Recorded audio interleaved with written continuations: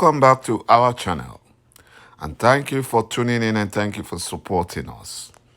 But if you're new to this channel and you haven't subscribed yet, please encourage us by doing so that we can bring you the latest news as they come up. And together, we shall support our great leader, Mazi Nnamdi Kanu, IPOB, and Eastern Security Network to make our Biafran dream a reality. According to eyewitness, the Fulani terrorists that were arrested at the Trademore estate in Abuja by DSS were accommodated in the boys' quarter of Buhari's nephew. And it was found out that they were among the terrorists that took photograph with the Katsina State Fulani governor, Masari, and one of them had dinner with the APC vice presidential candidate, Shettima. And that was why Malami quickly smuggled the Fulani terrorists into Aso Rock, where they were flown back to Niger Republic for safety. You know, the Fulani Nigerian government, after denying terrorist attack threats raised by the American government in Abuja, has now been exposed by the chairman of the Phase 3 Trademore Estate, Abuja. The chairman of Abuja Estate, Mr. Adewale Adenike, narrated how DSS operatives, with the help of some American soldiers, arrested some Fulani terrorists hiding in their estate on Monday, October 24, 2022. According to Mr. Adenike, he said that the criminal DSS operatives on that Monday closed down the estate gates to stop vehicular movements, and nobody was allowed to go out or come in. When the DSS and the American soldiers finished, they drove away with some of the Fulani terrorists hiding in the estate. It was revealed that the Fulani terrorists were arrested in a boys' quarter section of a duplex building occupied by a Fulani family in the estate. But the Fulani terrorist Minister of Information, Alhaji Lai Mohammed, tried to deceive Nigerians that there was no cause for alarm, that the FCT Abuja is safe. What a stupid and demonic set of government they have in the zoo.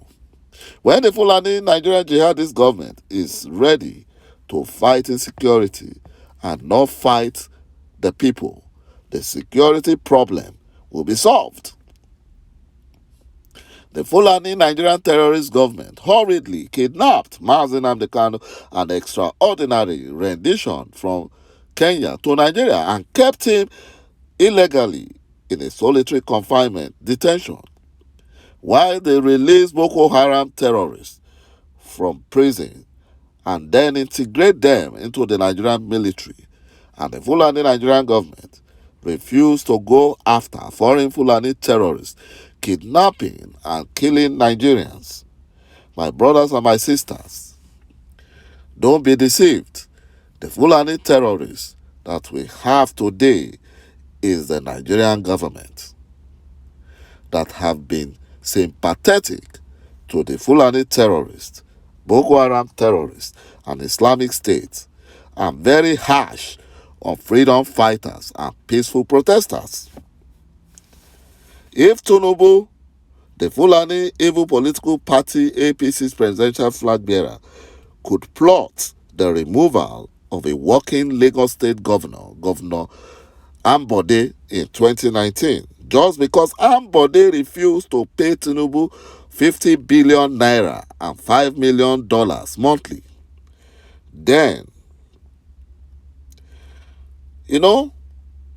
then We can now see why IPOB is not interested in the zoo, fraudulent and shamble politics. The evil politicians in the zoo will do anything for money. And that is why the Minister of Information is lying. And that is why minority Fulani Janjaweed are in charge of the zoo. The only solution is the complete disintegration of Nigeria into workable nations and not elections that the Fulani Janjaweed are using to deceive Nigerians. All the Western nations, Canada, US, United Kingdom, Ireland, just to mention a few, have issued terror attack alerts to their citizens in Nigeria, especially those in Abuja. Nigeria now has an attack alert. Nigeria now has a Taliban-like government. Nigerian government is the government for terrorist jihadists, not government for the people.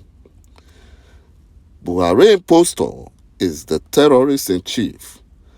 After disobeying court order to release Mazi Nnamdi Kanu, he went about to shop for a judge to give the Fulani Nigerian government a favorable judgment. What a useless country. What a useless country called the zoo that needs to break. It needs to break. Our great leader, Mazi Nnamdi Kanu, has sued Abubakar Malami, the Minister of Injustice, and the National Intelligence Agency Director General, a Fulani terrorist, Ahmed Abubakar, for 20 billion naira damages for violating his fundamental human rights, for being responsible for his kidnap in Kenya and extraordinary rendition to Nigeria, violating his human rights and violating international laws and Nigerian constitutions. According to Mazi Nnamdi Kanu legal counsel, Barrister Aloy Ejimako, he said that the application was filed on September 23, 2022, and Justice Inyang Ekwo of the Federal High Court Abuja has fixed the date of hearing the suit on November 18, 2022. Barrister Ejimako sought a declaration that the defendant, that is the Fulani Nigerian government, arrested and imprisoned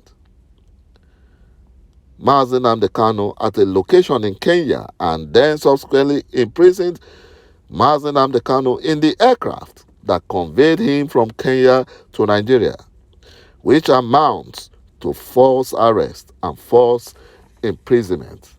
It also sought an order on the Federal High Court directing Abubakar Malami and Abubakar, the DG of the National Intelligence Agency, Ahmed Abubakar,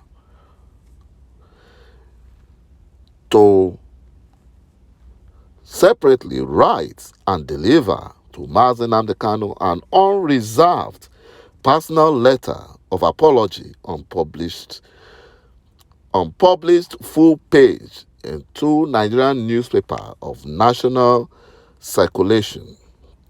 The Fulani Nigerian government have not seen anything yet.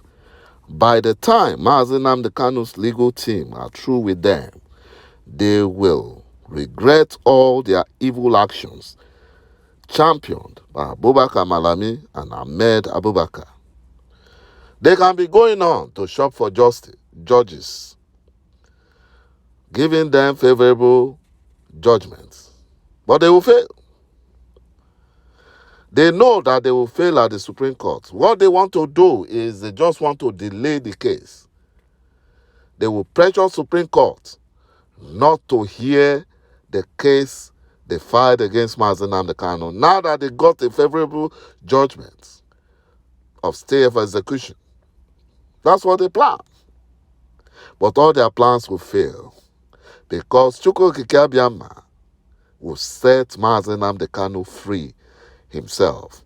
You know, when ȯḷádịkpọ̀dị̀yà was about to be executed for getting involved in a military coup, God was the one that set him free.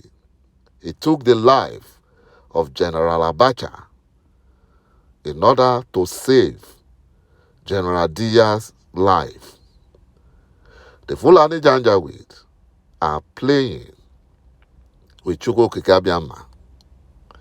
When the wrath of God comes upon them, they will plead for mercy, and there will be no more room for mercy for the Fulani Janjaweed. Thank you, my brothers and my sisters, for watching this video, and bye-bye for now.